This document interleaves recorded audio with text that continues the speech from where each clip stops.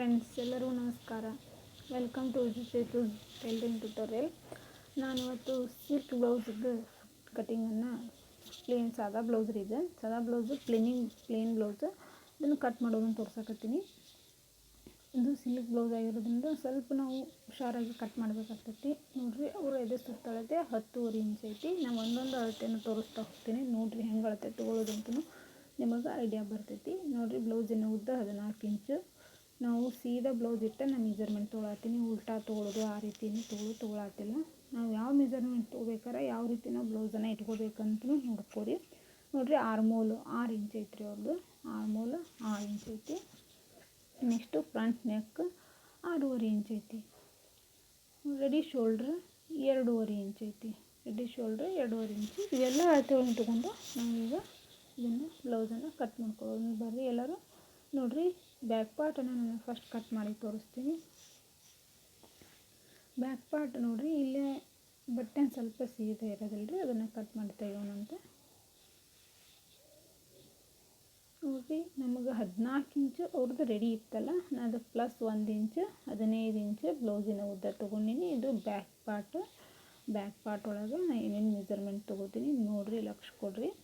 ನೋಡಿರಿ, 2 ಇಂಚು ಬ್ಲೌಸಿನ ಇದು ನೆಕ್ನ ಬಿಡ್ತು. ನೆಕ್ಸ್ಟು 3.25 ಇಂಚು ಶೋಲ್ಡ್ರ್ ಬಿಡ್ತು. ನೆಕ್ಸ್ಟ್ 6 ಇಂಚು ಆರ್ಮೋಲ್. ಏನು 6 ಇಂಚು ಬಂದಿತ್ತಲ್ಲ ಅದೇ 6 ಇಂಚು.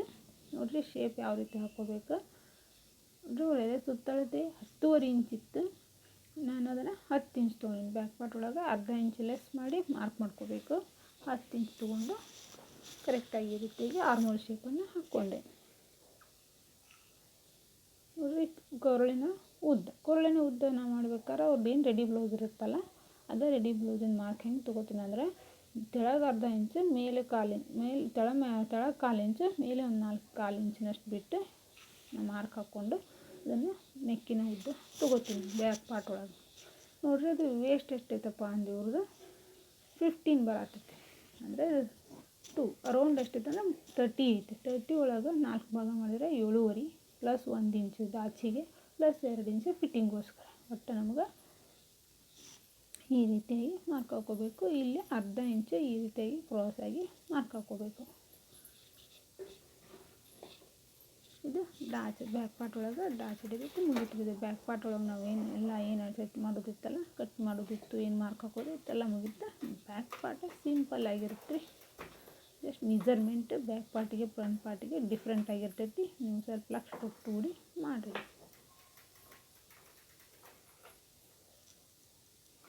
ನೋಡಿರಿ, ಬ್ಯಾಕ್ ಪಾರ್ಟ್ ಮುಗಿತು. ಈಗ ನಾನು ನಿಮಗೆ ಫ್ರಂಟ್ ಪಾರ್ಟ್ ಒಳಗಿರುವಂಥ ಮೆಜರ್ಮೆಂಟ್ನ ತೋರಿಸ್ತೀನಿ. ನೋಡಿ, ಫ್ರಂಟ್ ಪಾರ್ಟ್ ಒಳಗೆ ನಾನು ಏನೇನು ಮೆಜರ್ಮೆಂಟನ್ನು ಆ್ಯಡ್ ಮಾಡ್ಕೊತೀನಿ ನೋಡಿರಿ. ಫ್ರಂಟ್ ಪಾರ್ಟ್ ಒಳಗೆ ಏನು ಫೋಲ್ಡ್ ಮಾಡ್ಕೊಂಡಿದ್ವಲ್ಲ ಅದಕ್ಕಿಂತ ನಾವು 1 ಇಂಚ್ ಹೆಚ್ಚಿಗೆ ಫೋಲ್ಡ್ ಮಾಡ್ಕೋಬೇಕು ರೀ. ಒಂದು ಬಟ್ಟೆ ಜಾಸ್ತಿ ಬೇಕು ಫ್ರಂಟ್ ಪಾರ್ಟ್ ಒಳಗೆ, ಅದಕ್ಕೆ 1 ಇಂಚಿನಷ್ಟು ಹೆಚ್ಚಿಗೆ ಫೋಲ್ಡ್ ಮಾಡ್ಕೋಬೇಕು ನಾವು.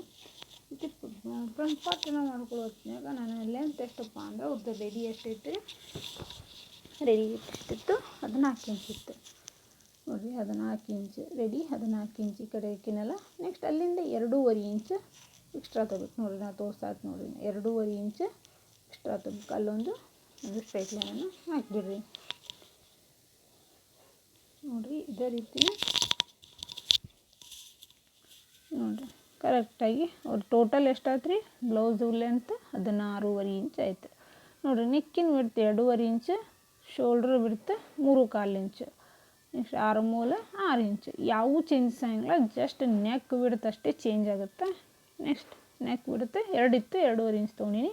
ನೆಕ್ಸ್ಟ್ ಎದೆ ಸುತ್ತಳತೆ ಎಷ್ಟಪ್ಪ ಅಂದ್ರೆ ಫ್ರಂಟ್ ಪಾರ್ಟ್ ಒಳಗೆ 10.5 ಇಂಚ್ ಅವ್ರದ್ದು ರೆಡಿ ಇತ್ತು. ನಿಮ್ಗೆ ತೋರಿಸಿನಲ್ಲ 10.5 ಇಂಚ್ ಇತ್ತು. ಅದನ್ನು ನಾವು ಇಲ್ಲಿ ಏನು ಮಾಡಬೇಕಂದ್ರೆ ಅರ್ಧ ಇಂಚು ಆ್ಯಡ್ ಮಾಡಬೇಕು. 11 ಇಂಚು ಪ್ಲಸ್ 2 ಇಂಚು ಫಿಟ್ಟಿಂಗೋಸ್ಕರ ಈ ರೀತಿಯಾಗಿ ಹಾಕ್ಕೊಂಡು ಮಾರ್ಕ್ ಹಾಕ್ಕೋಬೇಕು. ನೋಡಿರಿ, ಕ್ರಾಸ್ ಬೆಲ್ಟು 3.5 ಇಂಚು 3 ಇಂಚ್ ತೊಗೊಂಡಿನಿ. ಡಾಚ್ ನೋಡಿರಿ 3 ಇಂಚ್ ತೊಗೊಂಡೆ. ನೆಕ್ಸ್ಟ್ ಸೆಂಟ್ರ್ನು 2.5 ಇಂಚು, ಸೆಂಟ್ರ್ 1.25 ಇಂಚಿಗೆ ಹಾಕಿ ಈ ರೀತಿಯಾಗಿ ಡ್ಯಾಚಿನ ಮಾರ್ಕ್ ಹಾಕ್ಕೊಂಡಿನಿ. ಡ್ಯಾಚಿನ ಮಾರ್ಕ್ ಹಾಕ್ಕೋಬೇಕಾದ್ರೆ ನಾವು ನೋಡಿರಿ ಫ್ರಂಟ್ ಆರ್ಮೋಲ್ ಶೇಪನ್ನು 3/4 ಇಂಚಿಗೆ ಮಾರ್ಕ್ ಹಾಕ್ಕೊಂಡು ಆ ರೀತಿಯಾಗಿ ಶೇಪ್ ಹಾಕ್ಕೋಬೇಕು. ನೋಡಿರಿ, ಇಲ್ಲಿಂದ ಅದನ್ನೇನು ಮಾಡಬೇಕು, ಒಂದು ಡಾಚನ್ನು ಮಾರ್ಕ್ ಹಾಕ್ಕೋಬೇಕು. ಇದನ್ನು ಸಹ ಇಲ್ಲಿ ಇದನ್ನು 2.5 ಇಂಚಿಗೆ ಇದನ್ನು ಹಾಕ್ಕೋಬೇಕು. ನಾ ಇಲ್ಲಿ ನಿಮಗೊಂದು ಫ್ರಂಟ್ ಪಾರ್ ಒಳಗೆ ಆರ್ಮೋಲ್ ಒಳಗೆ ಏನು ಬರುತ್ತಲ್ಲ ರಿಂಕಲ್ಸ್ ಅದನ್ನು ಹೋಗಾಕ ಯಾವುದೇ ರಿಂಕಲ್ಸ್ ಬಾರ್ದಂಗೆ ನಾ ಯಾವ ರೀತಿ ಟ್ರಿಕ್ಸ್ ಮಾಡೀನಿ ನೋಡಿರಿ, ನೀವು ಟ್ರೈ ಮಾಡಿ ನೋಡಿರಿ. ಅಲ್ಲಿ 1 ಇಂಚು ಈ ಕಡೆ 1 ಇಂಚು ಎರಡೂ ಕಡೆನೂ 1 ಇಂಚಿಗೆ ಮಾರ್ಕ್ ಹಾಕ್ಕೋಬೇಕು. ಆ ಎರಡೂ ಪಾಯಿಂಟ್ ಏನು ಹಾಕ್ತೀವಲ್ಲ ಅಲ್ಲಿಂದ ಅಲ್ಲಿದ ಡಿಸ್ಟೆನ್ಸ್ ಎಷ್ಟಿರುತ್ತೆ ನೋಡು, ಅದು ನೋಡಿಕೊಂಡು ಅಲ್ಲೊಂದು ಸೆಂಟ್ರ್ ಪಾಯಿಂಟ್ ಹಾಕ್ಕೊಂಡು ಅಲ್ಲಿಂದ ನಾವೇನು ಮಾಡಬೇಕು, ಡಾಚಿಂದ ಲೈನ್ ಹಾಕ್ಕೋಬೇಕು. ಹಾಕ್ಕೊಂಡು ನೋಡಿರಿ, ಈ ಕಡೆ ಅರ್ಧ ಇಂಚು ಈ ಕಡೆ ಅರ್ಧ ಇಂಚು ಹಾಕಿ ಅಲ್ಲಿಂದ ಈ ರೀತಿ ಎರಡೂ ಕಡೆನೂ ಮಾರ್ಕ್ ಹಾಕ್ಕೋಬೇಕು. ಈ ರೀತಿ ಹಾಕ್ಕೊಂಡ್ರಂದ್ರೆ ನಿಮಗೇನಾಗ್ತೈತಿ, ಯಾವುದೇ ಆರ್ಮೋಲ್ ಒಳಗೆ ರಿಂಕಲ್ಸ್ ಬರೋಂಗಿಲ್ಲ. ನಿಮಗೆ ಇದೊಂದು ಹೊಸ ಟ್ರಿಕ್ ಹೇಳ್ಕೊಡಕತ್ತೀನಿ, ಟ್ರೈ ಮಾಡಿ ನೋಡಿರಿ. ಇಲ್ಲಿ ನಾವು ಎರಡದ್ದು ಸೈಜ್ ಕಂಪೇರ್ ಮಾಡ್ಕೋಬೇಕು. ಈ ಕಡೆದು 3.5 ಬಂತು, ಆ ಕಡೆದು 3 ಇಂಚ್ ಬರೋಕತ್ತಿತ್ತು. ಅದಕ್ಕೆ ನಾನು ಆ ಕಡೆದು 3.5 ಇಂಚಿಗೆ ಮಾರ್ಕ್ ಹಾಕ್ಕೊಂಡೆ. ನೋಡಿರಿ, ಇಲ್ಲಿ ನಾನು ಆರ್ಮೋಲ್ ಒಳಗೆ ನಾನು 6 ಇಂಚಿಗೆ ಹಾಕಿದ್ನಲ್ಲ, ಅಲ್ಲಿಂದ ಅರ್ಧ ಇಂಚ್ ಅದನ್ನು ಇಳಿಸ್ಬೇಕು, ತೆಳಗೆ ಮಾರ್ಕ್ ಇಳಿಸ್ಬೇಕು. ನೋಡಲ್ಲಿ ಇಳಿಸಿದ್ನಲ್ಲ ಆ ರೀತಿ ಇಳಿಸ್ಬೇಕು. ಈ ಏನು ಅರ್ಧ ಇಂಚ್ ಹೆಚ್ಚಿಗೆ ಬಂದಿತ್ತಲ್ಲ ಆ ಪಾಯಿಂಟಿಗೆ ಮಾರ್ಕ್ ಹಾಕ್ಕೋಬೇಕು ನಾವು. ಈ ರೀತಿಯಾಗಿ ಆರ್ಮೋಲ್ ಮಾರ್ಕ್ ಹಾಕ್ಕೊಂಡು ನೋಡಿರಿ, ಈ ರೀತಿ ನೋಡಿರಿ ಎಷ್ಟು ಕರೆಕ್ಟಾಗಿ ಬಂದಿರುತ್ತೆ ಅಂದ್ರೆ ಅಷ್ಟು ಕರೆಕ್ಟಾಗಿ ಬರುತ್ತೆ, ಪರ್ಫೆಕ್ಟಾಗಿ ಕುಂದಿರುತ್ತೆ, ಯಾವುದೇ ರಿಂಕಲ್ಸ್ ಬರಲ್ಲ, ಏನಿಲ್ಲ. ನೀವು ಈ ರೀತಿಯಾಗಿ ನೀವು ಆರ್ಮೋಲ್ ರಿಂಕಲ್ಸ್ ಪ್ರಾಬ್ಲಮ್ ಬರಬಾರ್ದಂದ್ರೆ ಈ ರೀತಿ ಟ್ರಿಕ್ಕನ್ನು ಯೂಸ್ ಮಾಡಿ ನೋಡಿರಿ, ಪರ್ಫೆಕ್ಟಾಗಿ ಬ್ಲೌಸ್ ರೆಡಿ ಆಗ್ತೈತಿ.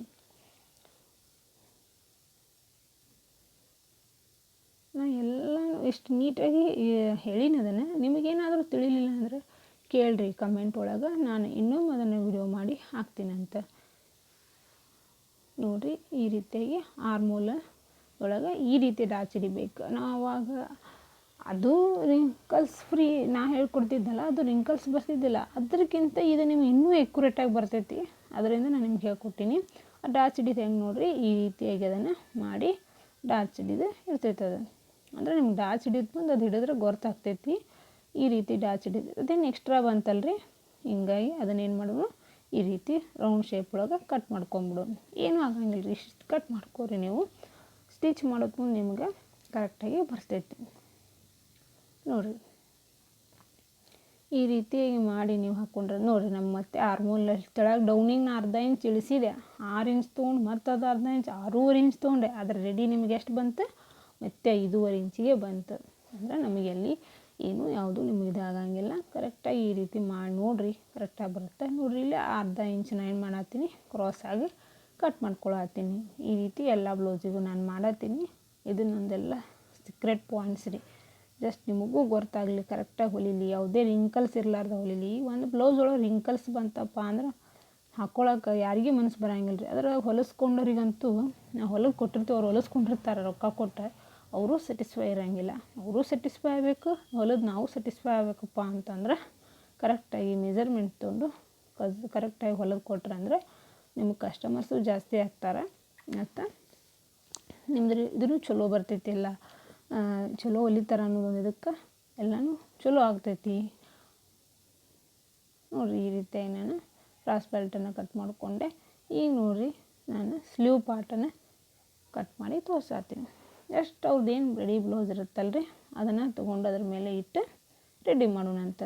ನೋಡಿರಿ, ಅಲ್ಲಿಂದ ನಾನು ಅರ್ಧ ಇಂಚಿಗೆ ಒಂದು ಮಾರ್ಕ್ ಹಾಕ್ಕೊಂಡಿದ್ದೆ. ತೆಳಗೆ ಏನು ಮಾಡಿದ್ದೆ, ನಾನು ಲೈನಿಂಗ್ ಮೇಲೆ ಅಲ್ಲೇ ನಮ್ಗೆ ಕರೆಕ್ಟ್ ಅವ್ರ ಬ್ಲೌಸಿಂದ ಎಡ್ಜ್ ಏನಿರುತ್ತಲ್ಲ ಅದು ಇಟ್ಬಿಡೋಣಂತ. ನೋಡಿರಿ, ಅವ್ರದ್ದೇನು ಸ್ಟಿಚ್ ಇರುತ್ತಲ್ಲ ಸ್ಟಿಚ್ಚಿಂದ ಅರ್ಧ ಇಂಚ್ ಮೇಲೆ ಮಾರ್ಕ್ ಹಾಕ್ಕೋಬೇಕು. ಈ ಕಡೆನೂ ಅದು ಅಷ್ಟೇ, ಅವ್ರದ್ದೇನು ಸ್ಟಿಚ್ ಇರುತ್ತಲ್ಲ ಹಾಕ್ಕೊಂಡು ಅಲ್ಲಿಂದ ಅರ್ಧ ಇಂಚ್ ಮೇಲೆ ಸ್ಟಿಚ್ ಹಾಕ್ಕೋಬೇಕು.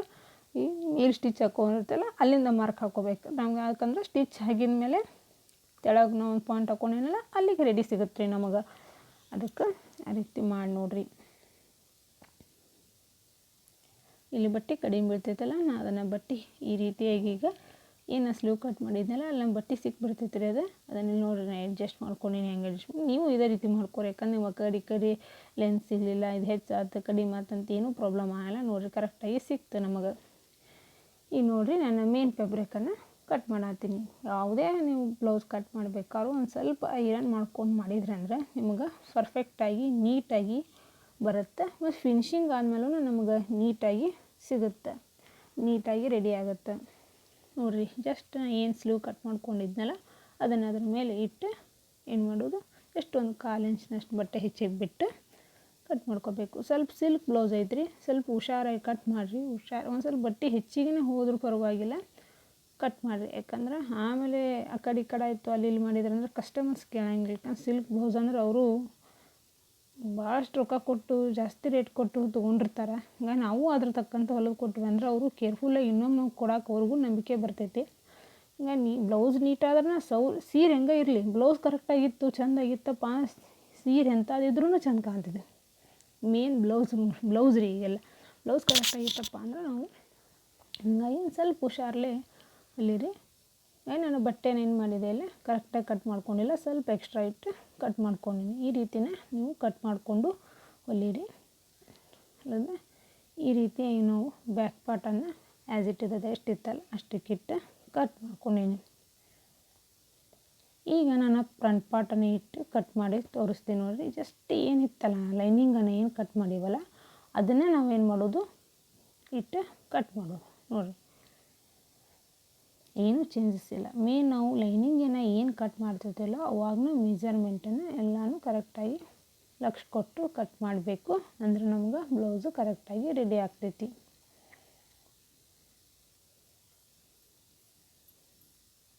ನೋಡಿರಿ ಈ ರೀತಿಯಾಗಿ ನಾವು ಎಕ್ಸ್ಟ್ರಾ ಒಂದು 1/4 ಇಂಚಿನಷ್ಟು ಬಿಟ್ಟು ಕಟ್ ಮಾಡಬೇಕು.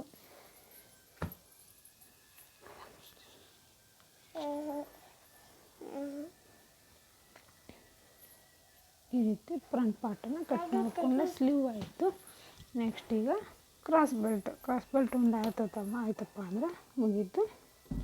ನನಗೆ ಇದನ್ನೇನು ಮಾಡ್ಯಾರಂದ್ರೆ ಸ್ವಲ್ಪ ಅದೇನು ಬಾರ್ಡ್ರ್ ಕಲರ್ ಐತಲ್ಲ ಅದನ್ನು ಪೈಪಿಂಗ್ ಕೊಡ್ರಿ ಅಂತಾರೆ. ಯಾಕಂದ್ರೆ ಪ್ಲೇನ್ ಬ್ಲೌಸ್ ಐತಲ್ರಿ, ಪ್ಲೇನ್ ಐತಿ, ಬಾರ್ಡ್ರೇ ಐತಿ.